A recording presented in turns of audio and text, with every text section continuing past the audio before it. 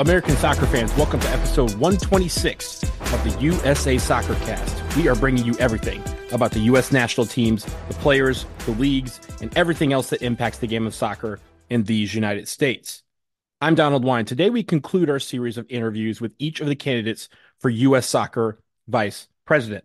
That election will take place at the Federation's annual general meeting that takes place in Dallas the weekend of February 8th. On this episode, we speak with Dr. Pete Zopfi, chairman of U.S. Youth Soccer and a member of the U.S. Soccer Board of Directors. He currently serves on the Sports Medicine Research, Education, and Advisory Committee and the Nominating and Governance Committee. He's also been a part of several other committees and task force while on the U.S. Soccer Board. As we have done with Nathan Goldberg and Mike Cullina, we're going to ask Dr. Zopfi questions on a number of topics facing U.S. soccer, including some that have extra importance for fans. I know you're looking forward to the conversation, so here it is, the interview with Dr. Pete Zopfi.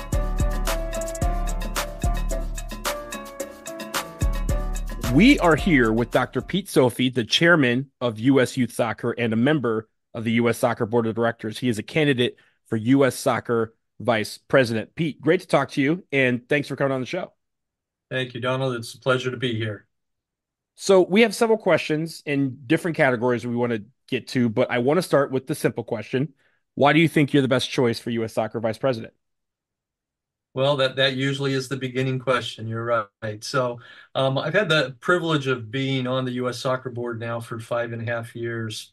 Had an opportunity to work with the current board and the current staff, which I think are extremely qualified for what they're doing. The last couple of years, we've had a lot of successes, achieved a lot of goals, and there's a number of initiatives right now, strategic initiatives that the staff and the board, including myself, are working on that I think are really going to make an impact for soccer in America over the next 3 to 4 years, which we know are critical with all of the events that are coming here.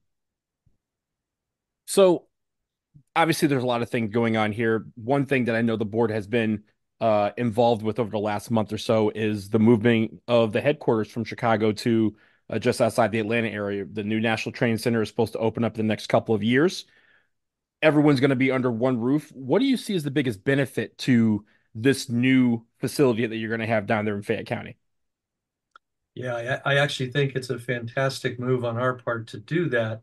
Obviously, it takes a lot of financial input, and we've been very fortunate to have some very generous donors. And obviously, the city of Atlanta and that area has been very gracious in helping us arrange this. So we're very excited of not only moving the headquarters down there, which will be obviously a benefit to our resources and the utilization of that, but also having a home for all of our national teams. And it includes the extended national teams. It excludes the DEI.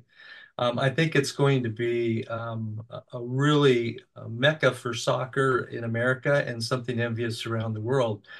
The other thing that I think is going to be an extreme advantage is we're going to be able to leverage the technology that's available in sports nowadays to improve our athletes' performance. A good example is the U.S. Performance Center up in North Carolina, up in Charlotte.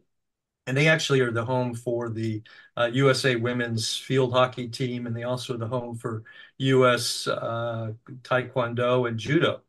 And both of those sports have done extremely well in recent years because of the training and performance enhancement that they've received there.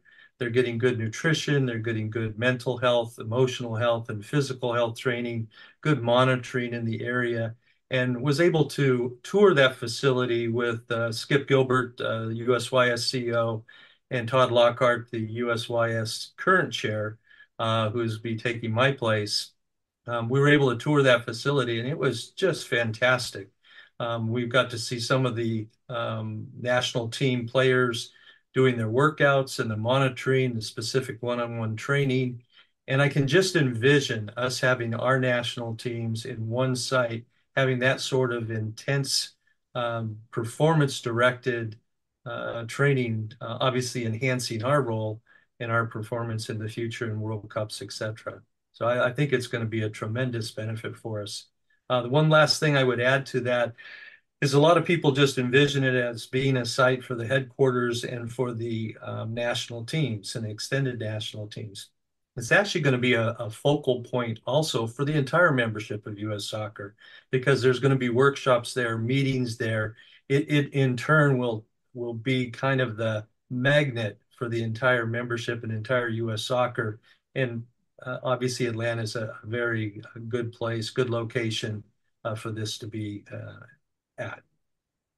You mentioned rightfully that a lot of the focus has been on the facilities for the national teams, the extended national teams being a part of that, and also being the eventually the new headquarters for the operations of U.S. Soccer. But one area that I know you're very familiar with, I know you're a level 8 referee. A lot of people don't realize what it takes for someone to become certified as a coach or a referee. How many courses you have to go through, all the different travel programs and different avenues you can take. But what a lot of people realize now is that it is very expensive to get to a level where you're able to get a lot of coaches certified to be able to grow that contingent of U.S. Soccer. How do you help make that a little bit more affordable and help navigate the red tape so that people don't look at it as a daunting task to become a coach for their son's travel team? Yeah, great question. And so you bring up a good point. Cost has become a barrier for all aspects of soccer, not just for players, but also for referees and for coaches. Because to get your licensing, especially to advance to a higher level, it takes a lot of time away from your occupation. It takes a lot of personal finances out of your pocketbook. And it can be hard to pay yourself back, so to speak by getting the sort of exposure in games and experience. It's to become a referee or a coach, it takes more than going to a class. It takes refereeing games, it takes coaching players. And so those opportunities need to be provided. I think the National Training Center, just to bounce back to that, I think will provide an area and a location where some of that referee training and experience and also that coach training and experience can occur. But it's really going to require a concerted effort on the part of U.S. Soccer, the various member organizations, the state associations to really implement referee growth and coach growth throughout the United States. An example would be with referees. I kind of break it into four categories. There's a recruitment phase, which is probably the easiest to grow numbers because you're recruiting new people that don't necessarily know, the biggest barrier being financial. But that can be approached by the various organizations and state associations underwriting the financial cost of that. An example is we just started a program in Cal North in a conjunction with USYS, where we reached out to the University of California Davis women's soccer team. And I met with the women's soccer coach and one of their assistant athletic directors about a month and a half, 2 months ago. And I asked them, what could we do to partner U.S. soccer and USYS with the collegiate system? And they were talking about coach training. And then we came up with the idea, well, what about referees? So I asked them, I said, do any of your ladies on your team referee? And the coach says, no, but I sure wish they knew the rules. And I said, well, what do you think about us trying to do a pilot program where we provide entry-level training for your players at no cost, and then provide them the opportunity to referee in some of the youth and adult games in Northern California? Well, they actually have March 3rd, that referee class planned. So that's a good example of how we can reach out and overcome those financial barriers for recruitment. The second part of refereeing is retention. And retention really involves number 3 and number 4 parts of refereeing, and that's referee abuse and promotion. So retention, you need to have those referees have a vision for what they can become.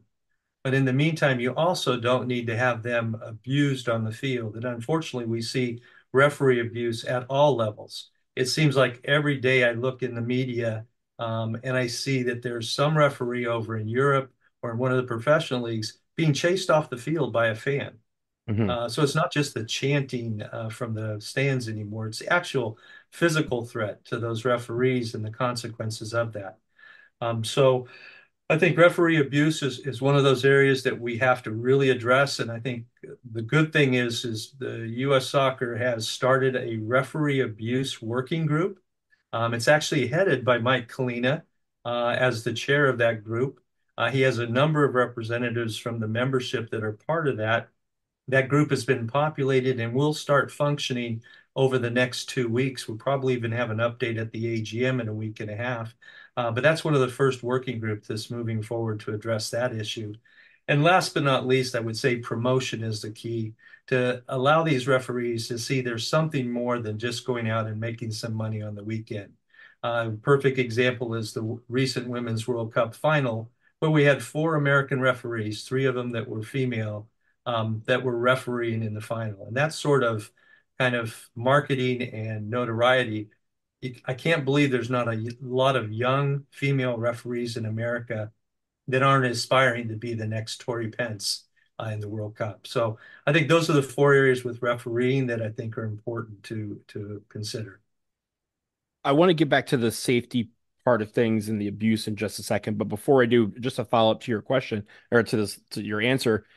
When we talk about some of the facilities that we have, right? We obviously we're building the one outside Atlanta, but I know we currently have facilities. I think referees do their training in the Kansas City area. There's also been some training courses out in Southern California. Does U.S. Soccer, in an effort to kind of keep that reach going, yeah, they may concentrate their efforts in Atlanta, but there's still plans to have some of these facilities across the nation so that people from all regions would be able to partake in some of these initiatives that you're talking about?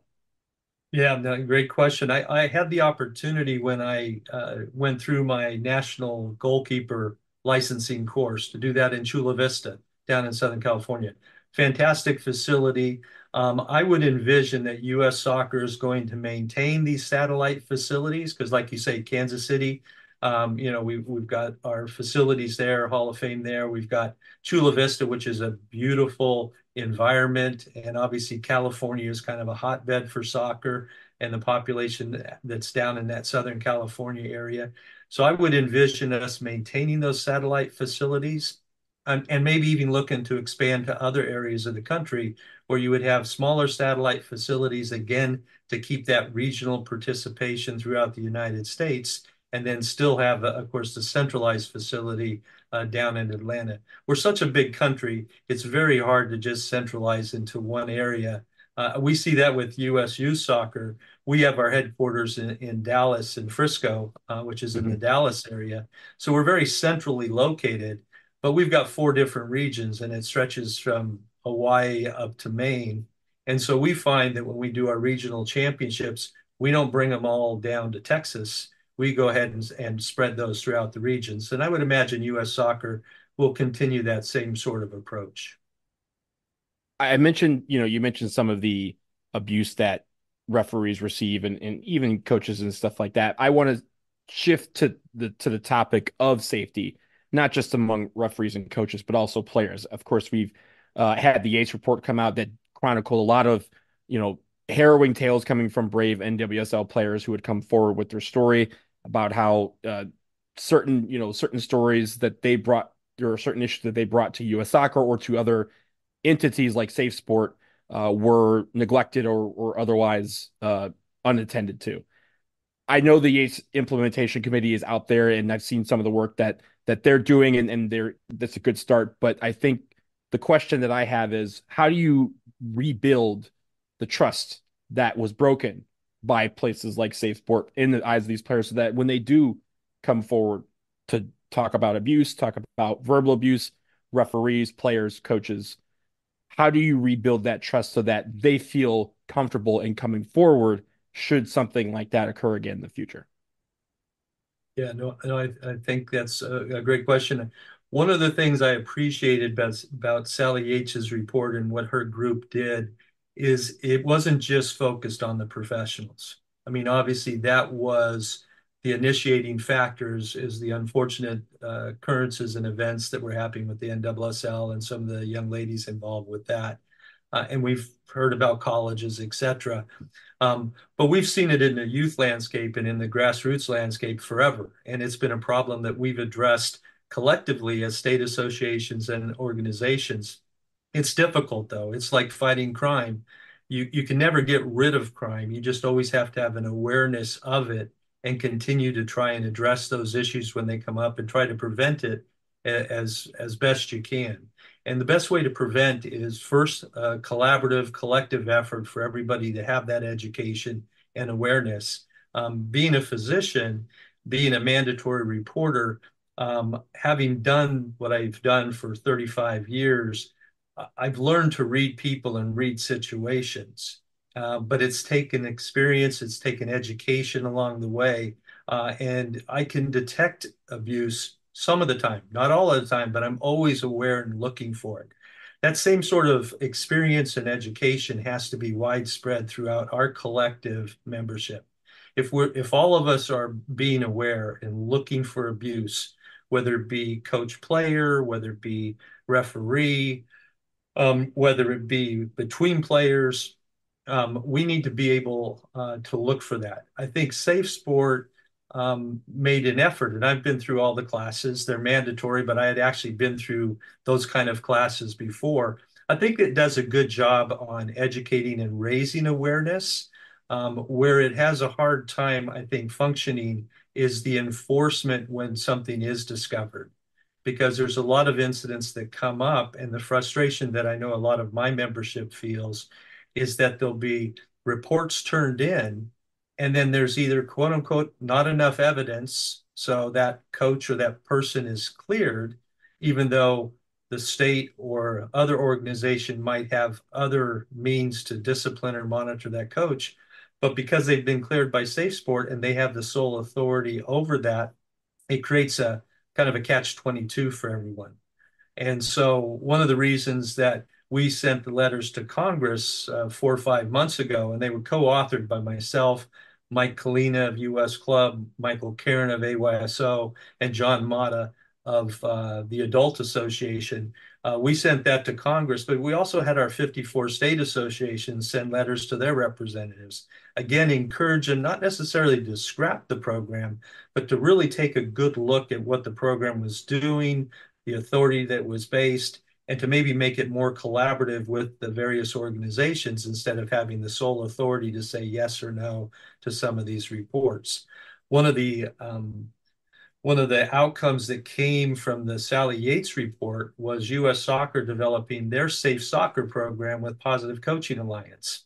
And what that is a nice 30-minute module, again, putting education out there for any and every member to become more aware of the signs and symptoms that are associated with abuse and with some of the things that we're trying to correct and detect. So that's a long answer to your question, but I think the short answer is essentially it's all of our responsibility, and it comes with education, experience, and I think collaboration between all of us.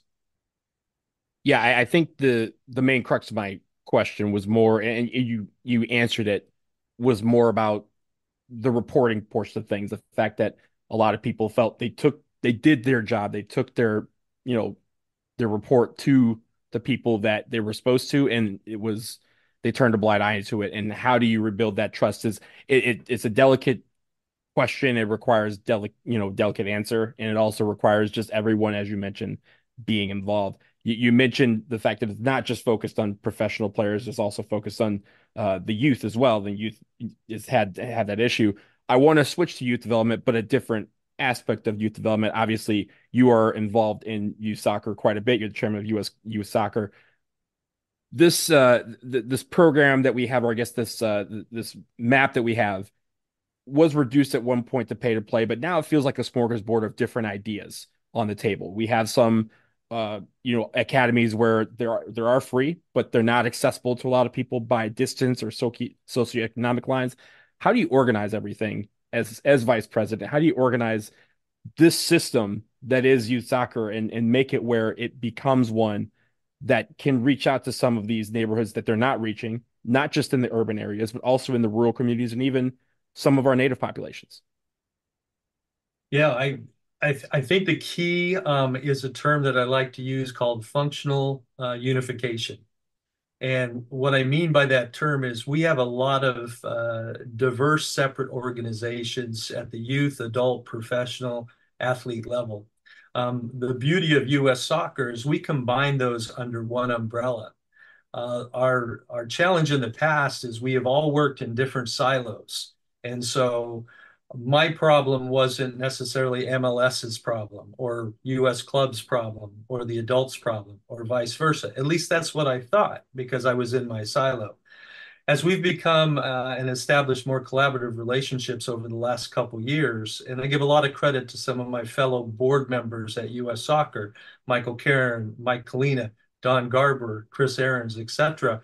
Um, we've learned to first communicate with each other, and we've now learned that there's a lot more commonality than differences with us.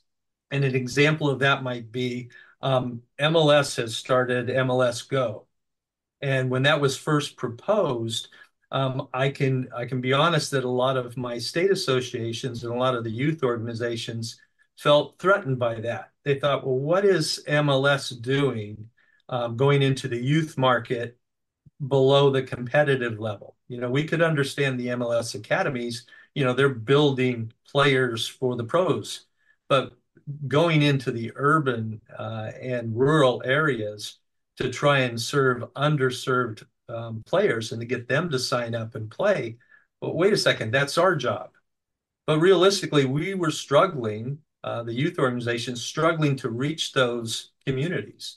And MLS, with its branding and with its outreach, was able to propose MLS Go to reach and target just those specific underserved individuals and giving those kids an opportunity to play. Once we had an opportunity to talk, and I'm talking about U.S. soccer, I mean, U.S. youth soccer and MLS, once we had an opportunity to communicate and collaborate on that, all of a sudden it became not a competition, but it became a collaboration to try and reach those kids and think of different ways that we could support those, either with fundraising, scholarships, grants, etc. So now what has become an initial perceived competition has now become a collaboration and a partnership between us. And I think those kind of relationships are happening now, and I anticipate they're going to continue to happen in the future, especially with the current individuals that are the collaborative leaders of U.S. soccer. And related to that, there's two things when I look at, you know, how this, all works and how we bring more people in. And one of those is that there is a language barrier that exists for a lot of people, not just the players who we're not reaching in again, some of these communities where English may not be the first language or may not be spoken in the home, but also for players who are at a younger age are starting to consider Europe as a destination to begin their professional career. What is being done, or what's U.S. soccer's role in your mind to kind of reduce those barriers from a language perspective and not only reach those players in these communities that again may not speak English out inside the home, but also for players who are trying to prepare for their career that may take them abroad to a country that doesn't speak English? How does that work to help reduce those barriers for, not just the kids here, but also the kids who are preparing to go abroad? Sure. I know that there's no specific organized program to teach multiple languages to players based on where they may go play or where they may travel to. But I think here in America, we have to recognize that our second language is really Spanish, and really to reach out to the Latino groups that are out there, because a lot of the Latino groups are unaffiliated. And actually, being from Northern California, I was a goalkeeper, but I did most of my playing and most of my training in the North Bay Latin League. I was the only Caucasian on my team. The good thing is soccer is a universal language, so I was very well accepted. I felt part of the team, etc. But I wish I would have known Spanish. That would have made it easier for me. I think for us, I think concentrating on Spanish and making sure that the communications and information that we provide to Americans at least is bilingual, including Spanish and English, I think is a good start. I think identifying certain regions where certain ethnicities and cultures are predominant, and then adding those second or third languages again to the information that's provided by either U.S. Soccer, state associations, or the various organizations would be helpful. a good example is the demographic of the Asian community is embraces soccer in Asia, but we don't see the Asian community necessarily embrace soccer here in America. And we really don't have information that's given in Japanese or Chinese or even Filipino to the various communities where they may be concentrated. And I know if we look around America, we have different subsets in different areas that, that might be an attempt not only by the local groups, but maybe U.S. Soccer can support that development in various subsets of the country. So we will return with more from Dr. Pete Zopfi after this. Hey everyone, are you looking for the latest gear for your U.S. national teams, Major League Soccer, the NWSL, or any other team in the world of soccer? The USA Soccercast has affiliate partnerships that are ready to help you out. Head to linktree.com/USA Soccercast, where we have links to Homage, Fanatics, the MLS Store, and Breaking Team. You can get the jersey, shirt, hat, or accessory you're looking for to support your team, while also saving some money and helping this show in the process. Again, linktree.com/USA Soccercast. Click on the links and get your gear. And we thank you as always for your support of the show.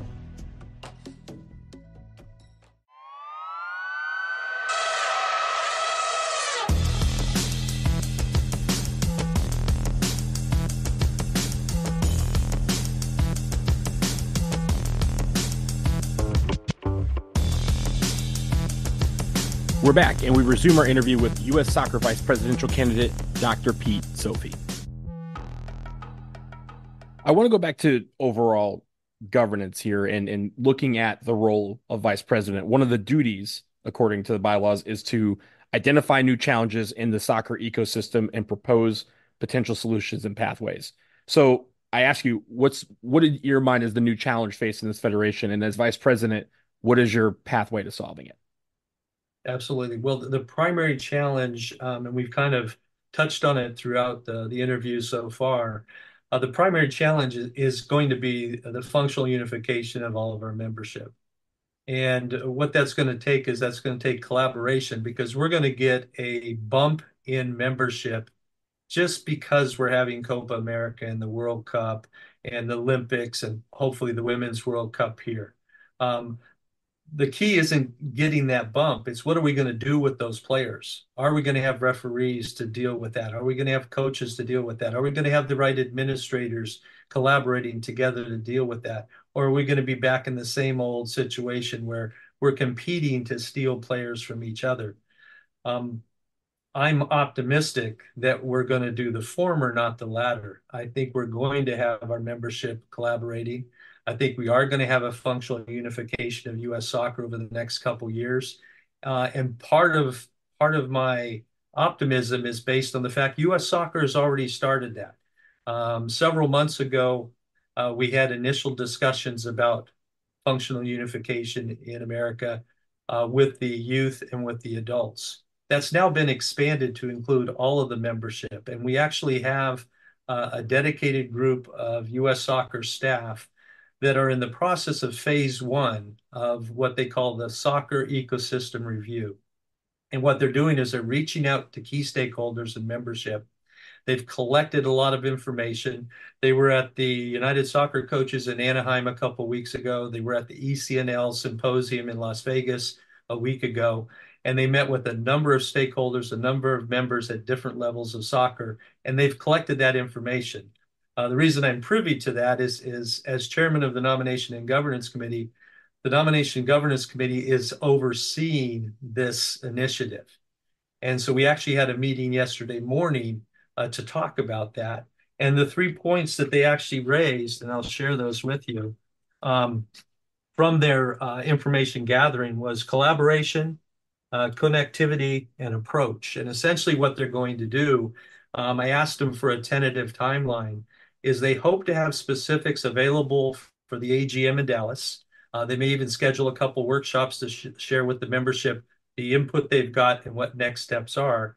And the hope is that we're going to form a soccer ecosystem working group in about 3 weeks. and that working group will become functional at that point and begin working towards strategies with the various stakeholders and then develop a plan that we can implement, with the goal being we want to implement it by the end of this year, the first part of next year, so that we're ready for all of those large events that are coming in. So that's where my optimism is based. Is I think we have some really highly qualified staff that are working on this. I know we've got some committed, dedicated, collaborative leaders, including myself, that are spearheading this. And so I'm optimistic that we're going to be able to achieve that functional unification we talked about. We're going to talk about Copa America and the World Cup in just a minute, but I did want to go to the professional leagues that we have here. And of course, I don't know if you're on Twitter a lot or on social media, but of course the big debate is whether promotion relegation would be the go-to system that would help soccer thrive here in the United States as it does in other systems across the world. Between MLS, USL, USL League One, and also on the women's side, you have the NWSL and the USL Super League and W League. What is your opinion? Are you in favor of a promotion relegation system, or is there another system that you think would work to help benefit the rise of all of these leagues? Excuse me. I think to be honest, I think the professional leaders in our organization probably have a much better perspective on that. From a fan's perspective, which that's what the pros are about, is having fans like us that watch those games, go to those games, etc. I think promotion relegation, when you see it over in Europe, it's exciting to see people move up and down, up and down. So there is merit to that. But with that being said, in American sports, you don't really see that. I don't see if the 49ers lose the game last weekend that they're moved to the second division. That's a They're sore still going to subject. be I'm back. a Lions fan. That's a sore subject for me. So yeah, Well, I apologize. You should be very proud of those Lions because yeah, absolutely. And I know they you're from played the Bay really Area, well. so congratulations. But yeah, go please Yeah, go ahead. I thought you had us. But yeah, I would say that I would defer to the professionals on this question, but I think there's merit to both. I mean, there's a certain consistency and standardization of knowing that your team is always going to be, quote unquote, in the top division. Um, I know I'm an Earthquakes, San Jose Earthquakes fan, and we've actually won a couple of championships. But the last couple of years, we haven't necessarily done that well. And a couple of years ago, if there was relegation and promotion, we would have been relegated. So I'm not sure as a fan how I would have felt about that. Now, from a league perspective, I'd have to defer to Commissioner Garber or Mr. Papadakis and how they would think that the professionals would react to the relegation and promotion, at least with the top level. So I guess my answer is I don't really have a clear answer. And just related to that, and again, in your capacity that I think the number one issue facing all these leagues and all these teams is stability. We have leagues that are losing teams, gaining teams. As you mentioned, there's not promotion relegation, but we still have a lot of volatility between these different leagues. Teams are, leaving one league for another and vice versa. How does US soccer help these leagues maintain their stability? So if they do want to switch formats, they're able to. Yeah, I think U.S. soccer is taking a more active role and accountability role for the strength and stability of the professional leagues. And I'll use a local example. You look at Bay FC; they're coming into the NSSL, and they're supported by a lot of our former athletes. And one of the co-owners is Danielle Slayton, who's one of our board members. And I see U.S. soccer actively supporting that women's team being reestablished here in the Bay Area, which we have great soccer fans here. We've always turned out in numbers and support here, but we've always had teams taken away from us or we've lost teams. The Cyber Rays were a good example. They won the championship, and then the next year they were gone. So you buy your Cyber Ray jersey and it's now in my closet because there's no more Cyber Rays. So I think there, like you said, there's stability is important in the professional leagues. I think I see a different approach now from U.S. soccer than maybe in the past, especially on the women's side, and not only with the abuse topics that we discussed earlier, but actually the financial support and getting the field support and really helping build that game. And I also see, for that matter, I see the men's professional leagues supporting the women's professional leagues and being reestablished and growing. And this is an unprecedented era for growth of professional soccer, both male, female, at all levels in the United States. And I think I see U.S. soccer taking a more active role in that.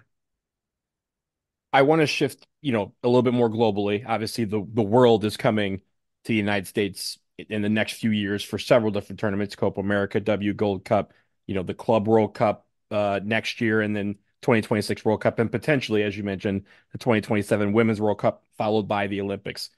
A huge era is about to embark on us in U.S. soccer, but of course, we're trying to make this sport the preeminent sport in the country, and a preeminent team being the United States national teams. How do you continue to do that?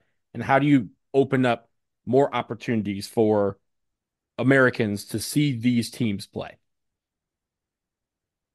Yeah, as you mentioned, this is unprecedented, and I think a lot of it is based on the financial and commercial opportunities that FIFA and the rest of the world see in the United States.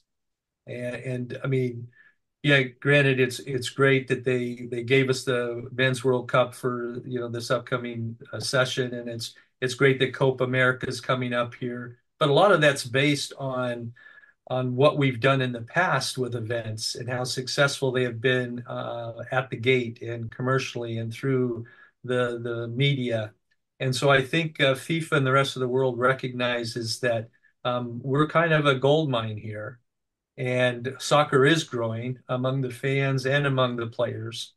Um, and so I think that's going to continue. We're going to continue to have those opportunities as long as we continue to be good hosts and it continues to be successful here on a financial and commercial basis. And I don't see any reason it wouldn't. In fact, if anything, I think it's going to be very difficult to not have most of the major events occur in the United States in the future, just simply because we're going to be a hotbed not of only fandom, but also of TV rights, commercial rights. People like to come to the United States. It's a stable environment. So yeah, I think from that perspective, I think we're going to continue to do well. So, just as a follow up to that, when we talk about the World Cup, for example, coming to our shores, uh, usually the World Cup has a set of tickets, as you know, for the local fans that are way cheaper than the tickets that are shown to us as international fans that travel for these games. I've been to several World Cups on the men's and women's side, but of course, a lot of people are almost, anticipating that this World Cup would be the most expensive of all time and would price a lot of people out. How do you make it where I know this is not a U.S. soccer led or controlled event, but how do you advocate for that family in Oakland or for me, the family here in DC who, this is the once in a lifetime opportunity to see their national team play at a World Cup or any national team play at a World Cup? How do you make it where it doesn't cost them all of their gold to get to those Yeah. games? It's going to be extremely difficult. It's not that it can't be done. An example you look at, I just saw the prices for the Super Bowl. The Uh, cheapest ticket is $10,000.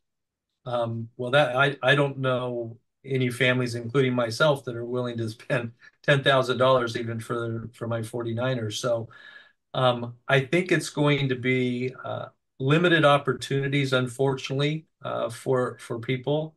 And I think we can increase those opportunities by the organizations themselves, both local, state, and national, purchasing tickets and making them affordable for families. And granted, we won't be able to purchase enough tickets to supply them to everybody that would like to go to these games.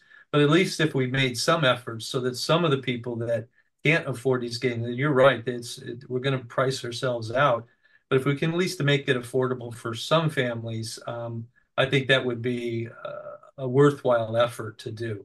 And I think that would start with everybody. I would say local leagues having, purchasing a block of tickets, or, a national organization purchasing a block of tickets and maybe distributing them through a raffle or some other means. But, it would be, I think, a very worthwhile cause for us to do that. I think it's a great question not a lot of people have considered.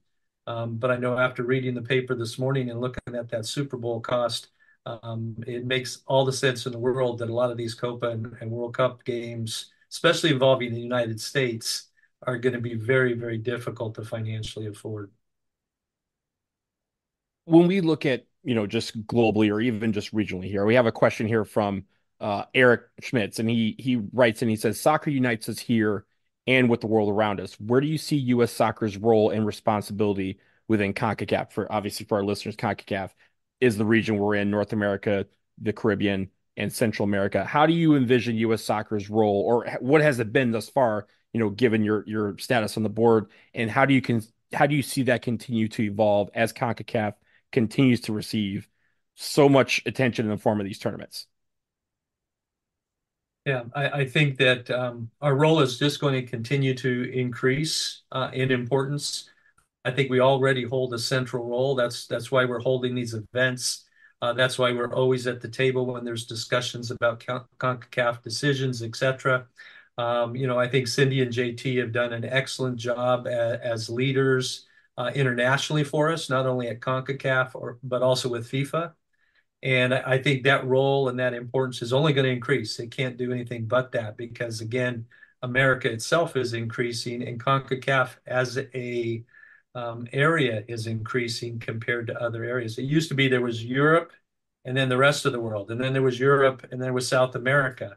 But now I think CONCACAF is achieving a status that is nearing the same status as those two areas, which is important. But you see that in Asia and Africa also. But I think in particular, CONCACAF, especially with the collaboration again between Mexico, ourselves, and Canada, not only for this World Cup, but between Mexico and us for the Women's World Cup bid, I think is demonstrating the potential power and future power and influence of CONCACAF. So yeah, the answer would be it's vital and big now. It's just going to get larger.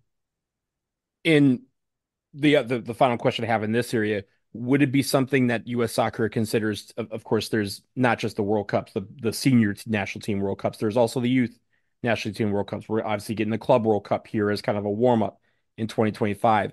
Is it, do you feel like it should be U.S. soccer's policy to try and get all these tournaments and land all these tournaments here in the United States, both on the men's and women's side? Absolutely, but even more important, I think that we should do the same for the extended national teams. I think that Mhm. we need to make a stronger effort to get the beach soccer championships here, get the power championships here, get the deaf soccer championship line. I mean, we have so many very successful, committed extended national teams that all have World Cups, and we have a number of our teams that are doing very well in those World Cups. Let them celebrate and win their championships on home soil. And I think, yeah, we should be actively pursuing, yes, the club championships and the senior championships and the youth championships, but I also would extend that to the national extended national teams. Let's get those championships here. I mean, one of the things that we've been working on at U.S. Soccer, U.S. Youth Soccer, the last several months is we developed a relationship with beach soccer. Um, and I'll be honest, prior to my conversations with those young ladies, I didn't know the size of the field or the construct of the field for beach soccer. I do now. I went to their presentation at the United Soccer Coaches Convention that we had sponsored in our U.S. Youth Soccer workshops, and it was fantastic. It was well attended. The three young ladies that presented did a fantastic job. They talked about their successes, talked about their travels, and we actually have pilot programs that we're starting with the beach soccer program with Northern California and North Texas and Virginia. And we have a half dozen other states that want to do the same thing, not necessarily on the coast. I have Indiana wants to explore developing a beach soccer program in their state. And I think the more we can support those extended national teams, both in education, promotion, and exposure, the more they're going to get athletes recruited to their sport. And we're going to become even stronger moving forward. And obviously, I would think if we could host the beach soccer World Cup here in America, what a great promotion that would be for the sport here. That not only is great for beach soccer, but a lot of those skills translate to the grass field and can be used for other players in other avenues. So, yeah, the short answer, yes, I think we should continue to strive for as many of those championships as we can. I'm glad you mentioned the extended national teams. That was actually going to be my next question. So I'll follow up your answer with this. In the absence of those, international tournaments, I think the extended national teams have done a great job at highlighting themselves over the last year or so. They've really started to build a lot of awareness with those teams. I'm sure you'd be happy to note that, for me, I've been at games where we're watching a senior national team play on the field, and on our phones we're watching power soccer or watching beach soccer when they're competing in the tournament.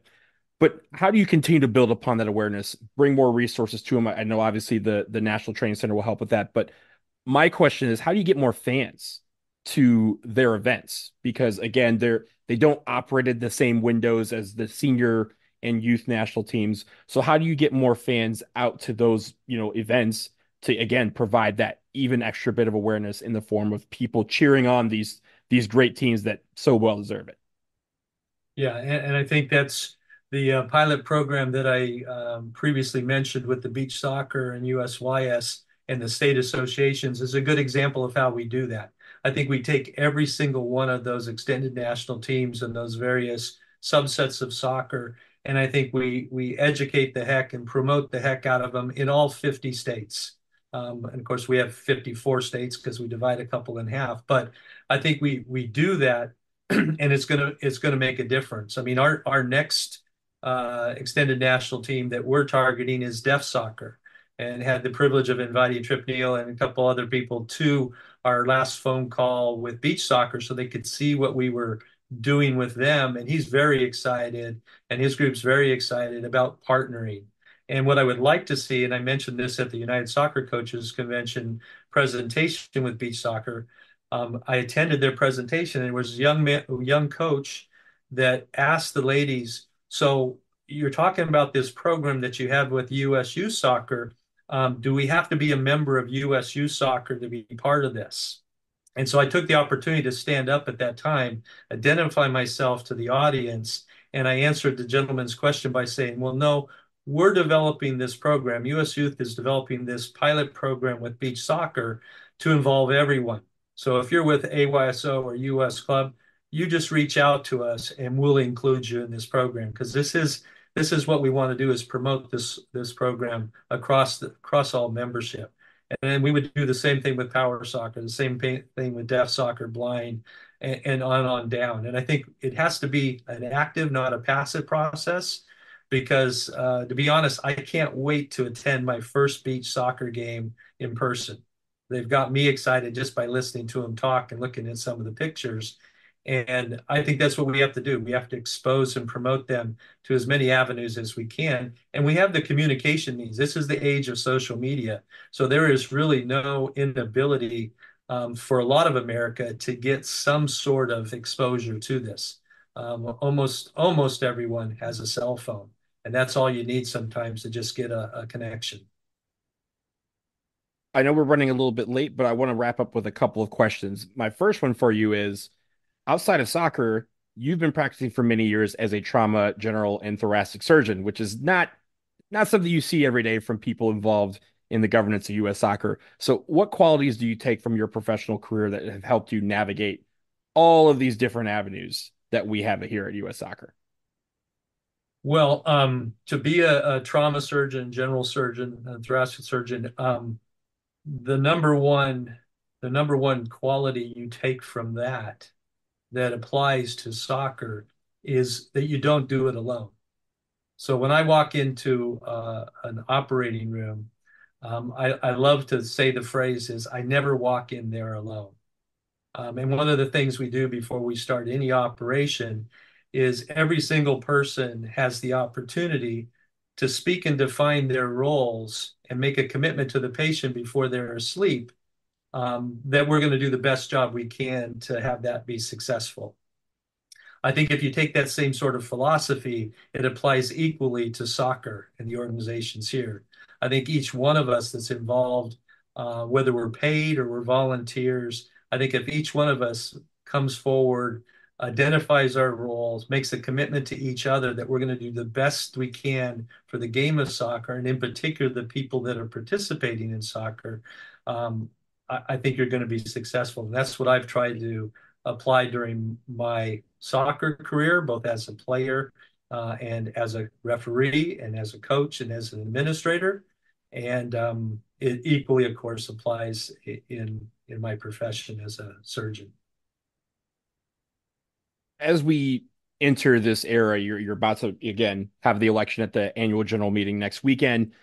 There's going to be a lot of people in that room, and as someone who was proud to serve as co-chair on the fan council for 4 years, there's only going to be two votes represented by fans in that room. As we move forward, how would you incorporate the views of fans and include them more in the governance of U.S. soccer, provided that they have, they're the reason why a lot of this infrastructure is needed and why you travel all over the country and why you're speaking to so many people. How do fans become more involved in this process, and how, as vice president, will you help bridge that gap? Absolutely. Well, again, I would rely on the fact that I also am a fan. So have had the privilege and opportunity to attend a lot of World Cups. We went to France. My wife and I went to Vancouver. We've been to Brazil with the men. We had the opportunity to be at Pasadena when Brandy decided to do her thing with her shirt, which she still hates when I remind her of that. Um, so I think being a fan, in addition to being the vice president, would already give me a perspective of what fans need. And I know we talked a little bit earlier about the professional sports and the stability and promotion. And that's what a fan wants. A fan just wants the ability to cheer and be happy, also to be disappointed and can't wait till the next game. We talked about the 49ers and the Lions. Well, guess what? Next year, those roles could be reversed, but you and I will still be ardent fans for our football teams. And I think both of us and a lot of people in America are fans for soccer. And it starts at the beginning. It really starts at the youth. So maybe now I'm kind of um, showing my stripes as far as all the youth and time that I've spent with the youth. But if we can give the youth and their parents and their families a positive experience from the beginning, they're going to be our fans and they'll be our fans for life. Our goal needs to be we need to create fans for life. And the way you do that, you create a positive experience either as a player, as a spectator, referee, coach, and then you continue to support that experience. And I think that's what U.S. soccer is doing and needs to continue to do. And I think the most important thing is to continue to rely on their membership to support that goal. And the last question I have for you before we let you go, this is your final pitch, final elevator speech, what have you, 60 seconds or what have you. Your final pitch to fans that are following this election, again, summarizing your candidacy for U.S. Soccer Vice President. Sure. I think I can make it simple. Like I said, I respect the other gentlemen that are running. I respect them. Um, I would say that the key qualities that I think a vice president needs in the upcoming 4 years is they need to have experience, they need to be collaborative leaders, and they need to be committed to this functional unification that I talked about, because that really is going to be the key to success during this 4 year golden opportunity that we have coming up. Because if we drop the ball on this one, it's going to be difficult to recover. And again, I'm optimistic that we won't, but I do think it's going to take collaborative leadership. It's going to take experience. You don't learn the soccer culture and the soccer ecosystem in a few months. It takes years of communicating with people and working with goal oriented um, uh, perspective. So that would be my 2 cent pitch moving forward. And I just appreciate the opportunity to talk with you today and share this information with anyone. And of course, anybody would like to reach out to me, they can feel free to grab me before Dallas. I think they're probably tired of hearing from Nathan and I by now, but I'm sure you'll hear a little bit more from both of us. Dr. Pete Zopfi, thank you so much for joining us on the USA Soccer Cast. Really appreciate it, and I wish you the best of luck in the election. Nice to talk to you. Thanks, Donald. Talk to you soon. Bye-bye.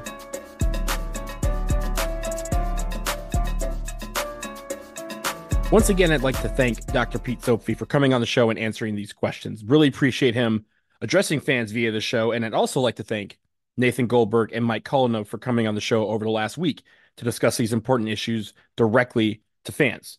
The election takes place next weekend at U.S. Soccer's annual general meeting in Dallas. The National Council meeting where this election, among other things, takes place will be on Saturday morning, February 10th, starting at 9 a.m. Streamed on U.S. Soccer's YouTube channel, so I highly encourage everyone to tune in and watch all of it, get involved in the governance of our federation. It's only then that we can really see what it takes to make the improvements necessary to keep our soccer nation growing stronger, and we can make a push to get more fans involved in that process. And let me tell you, the National Council meeting is always interesting. There are a lot of fireworks that happens every single year, so I highly encourage you to check it out. The U.S. Soccer Fan Council has 2 votes for vice president among a sea of votes from the other member associations, athletes, and board members. So I know that they will represent us well. I just rolled off the fan council after serving 4 years, and they are really doing work to increase fan representation and make sure that we are all in that room next Saturday. But it helps if people sound off about the Federation governance, tune in, and learn more about the issues facing our nation. So let us know who you think should be U.S. Soccer Vice President between Nathan Goldberg and Dr. Pete Zopfi. Tag us on Twitter or sound off in the comments on the article for this episode over at starsandstripesfc.com. Speaking of YouTube, I'm excited to announce that we now have a YouTube channel where currently you can listen to every single episode of this show. So if YouTube is a way you listen to music and podcasts along with videos, you now have that option with this show. Head to youtube.com/@USASoccercast. You can then subscribe and listen to the show there, like, rate, and review episodes one by one. It's highly appreciated. And hey, down the line, it may mean some video content for you. We don't have any video content yet, but you can at least listen to this show on that platform if you so choose. But that will do it for episode number 126 of the USA Soccer Cast. Thank you so much for listening. Remember, follow us on Twitter. We are at USA Soccercast. Don't forget, we have affiliate programs with Homage, Fanatics, MLS Store, and Breaking Tea. Head to linktree.com/USA Soccercast to learn more. Click the links to those sites and support the show while getting the latest gear. And of course, we encourage topic suggestions as we move forward. You can email them to usasoccercast@gmail.com or tag us on Twitter. We'll talk to you again soon, y'all. Peace.